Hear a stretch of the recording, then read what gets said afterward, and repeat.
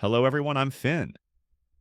What do you think is the biggest key to discovering your potential and becoming the best version of yourself? Love, good friendships, a nice job? No, no, no.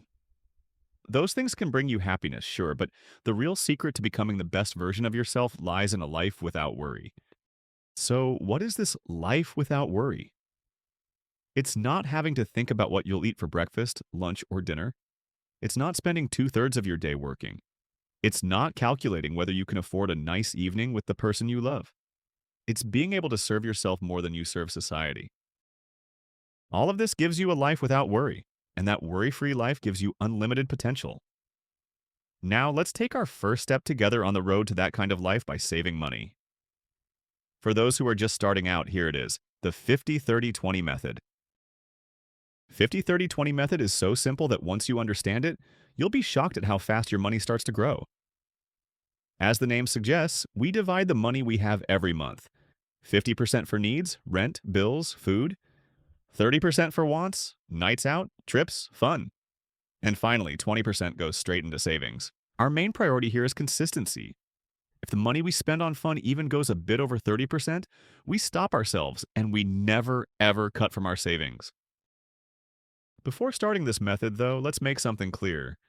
Money-saving methods are not about creating money out of thin air. They're about managing what we already have. So before anything else, we need to understand the difference between a need and a want. That's why this journey begins with one simple step: observing yourself for 1 month. For 1 month, track where your money goes. Rent, groceries, bills, clothes, nights out, eating out. How many of those are needs and how many are wants? If you can't tell, ask yourself this question: what could I live without for a week? Now it's clearer, right? If you couldn't live without it, it's a need. If you could, it's a want. Once you've separated your needs and wants, write them down and move on to the second step. Now it's time to plan how your wants are spread throughout the month. Going to a cafe with friends, eating out, going to parties, they all seem harmless and cheap, right? That's why we swipe our cards without thinking twice. But if you do that almost every day, that's exactly why you end up broke at the end of the month.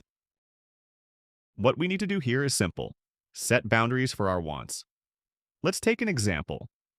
A young person earning $1,000 a month. According to the 50-30-20 rule, they should spend $500 on needs and save $200. That leaves $300 for entertainment.